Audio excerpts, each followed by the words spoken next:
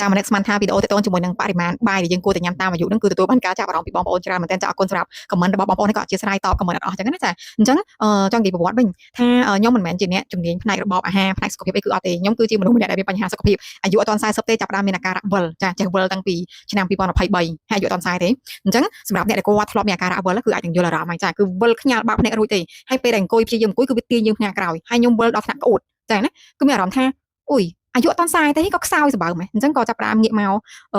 ស្វែងយល់តទៅជាមួយនឹងសុខភាពតែក៏មិនមែនថាវិល2023នឹងភ្លាមភ្ញាក់ខ្លួនគឺអត់ទេ2024ខ្ញុំវិលកាលពីខែ5 2024ម្ដងដល់ពេលឲ្យខែ6និយាយទៅគឺជាប់គ្នា2ខែពេលហ្នឹងក៏ចាប់ផ្ដើមចំណាយពេលបន្តិចមកគិតគូរពីសុខភាពខ្លួនឯងអញអាយុអត់ទាន់40ផងដឹងរស់ដល់ចាស់អត់ទេបើអញ្ចឹងហើយវានិយាយទៅគឺវាទាញយកមែនតើទាញខ្លាំងមែនតើអញ្ចឹងក៏ចំណាយពេលនៅក្នុងការស្វែងយល់ពីសុខភាពព្រោះពីមុនហ្នឹងគឺចំណាយពេលតែលើការរកលុយរកអីចឹងណាព្រោះគឺវ័យយើងគឺវ័យរកលុយមិនចឹងក៏ប៉ុន្តែនៅពេលដែលសុខភាពចេញសញ្ញាមកអញ្ចឹងក៏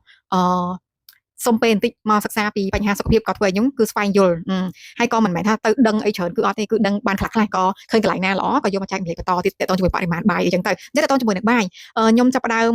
វិលនោះខែ6ខែ5ខែ6ជាប់គ្នា2024ណា23គឺមិននិយាយទេ23គឺកាលពីខែ8ចាចាំបានច្បាស់ខ្លាំងមែនតើព្រោះអាបបពិសោធន៍អត់ល្អគឺវាដកជាប់នៅក្នុង memory ចាអាវិលខ្ញាល់វិលឡើងក្អួតហ្នឹងគឺចាំបានល្អណាស់អញ្ចឹងខែ5ខែ6 2024វិលជាប់គ្នារហូតត្រូវទៅដាក់សេរ៉ូមឲ្យផឹកថ្នាំឡើងចង់មួយអាទិត្យទៅបាត់រហូតដល់ខែ8ខ្ញុំចាប់ផ្ដើមសម្រាប់ចិត្តថាថែសុខភាពបែបមែនតើណាជប់លេងហើយអញ្ចឹងក៏ចាប់ផ្ដើមស្ដាប់វីដេអូការចែករំលែករបស់ដុកទ័រហើយវិធីសាស្ត្រដំបូងគេដែលខ្ញុំចាប់ផ្ដើមធ្វើហ្នឹងក្នុងការថែទាំសុខភាពហ្នឹងគឺការធ្វើ IF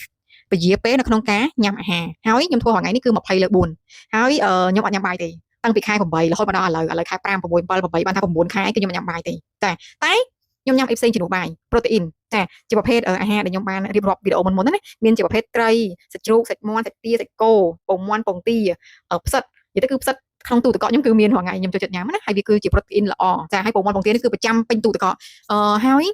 ក្របធញ្ញជាតិក៏ខ្ញុំចូលចិត្តញ៉ាំដែរអញ្ចឹងគឺខ្ញុំអត់ញ៉ាំបាយតែខ្ញុំញ៉ាំប្រភេទប្រូតេអ៊ីនអស់ហ្នឹងអញ្ចឹងណាហើយមានជាបន្លែហ្នឹងគឺញ៉ាំគ្រប់មុខទាំងអស់ផ្លែឈើចានិយាយទៅគឺខ្ញុំដកតែបាយចេញទេសូម្បីតែពេលមានកម្មវិធីញ៉ាំនំបញ្ចុកក៏ជាកាបូនហៃដ្រេតដែរចាដល់ពេលដែលយើងញ៉ាំទៅវាមិនដឹងបំលែងទៅជាស្ករពេលយើងប្រើអស់វាទៅកកកុញវាជាខ្លាញ់ណាវាទៅកកកុញពេញរាងកាយរបស់យើងហ្នឹងអញ្ចឹងគឺខ្ញុំព្យាយាមគឺជៀសបានគឺជៀសចាអញ្ចឹងបាយគឺខ្ញុំមិនញ៉ាំទេនំបញ្ចុកក៏ខ្ញុំមិនញ៉ាំដែរ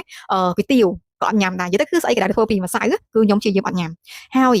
ដំបូងគ្រូសាខ្ញុំក៏គាត់បារម្ភដែរដោយសារតែយើងធ្លាប់ញ៉ាំបាយញ៉ាំអីយើងស្អីយើងឈប់ញ៉ាំបាយភ្លាមក៏គាត់បារម្ភខ្លាចមានបញ្ហាសុខភាពតែជាក់ស្ដែងពេលដែលខ្ញុំចាប់ផ្ដើមធ្វើ IF ហើយខ្ញុំដកបាយចេញអាការៈវិលរបស់ខ្ញុំគឺលែងមានរហូតមកដល់ឥឡូវនេះអញ្ចឹងមិនថាគឺវិលតាំងពីខែ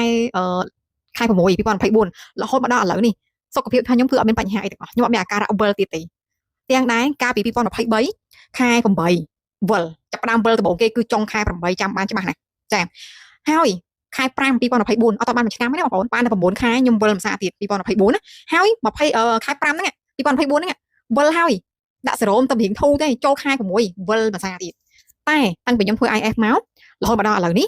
វាចង់មកខួបចង់មួយឆ្នាំវិញបើចូលខែ6វិញបានថាគឺមួយឆ្នាំហើយដែលខ្ញុំអត់មានអាការៈវិលហើយសុខភាពរបស់យើងគឺយើងដឹងខ្លួនឯងថាវាខុសប្លែកពីមុនយើងអត់ខ្សោយពីមុនអីចឹងណាទាំងដែលអត់ញ៉ាំបាយទេអញ្ចឹងមិនគឺខ្ញុំព្យាយាមស្ដាប់វីដេអូដែលល្អអញ្ចឹងសម្រាប់ការចែករំលែករបស់ខ្ញុំអាចនឹងមិនបានក្បោះក្បាយទេដោយសារតែខ្ញុំមិនមែនអ្នកជំនាញខាងផ្នែកចំណីអាហារផ្នែកអាហារបំពន់គឺអត់ទេគាត់តែមកចែករំលែកបទពិសោធន៍ហើយក៏ឆ្លៀតធ្វើព្រោះសម្រាប់ account របស់ខ្ញុំមួយនេះគឺខ្ញុំ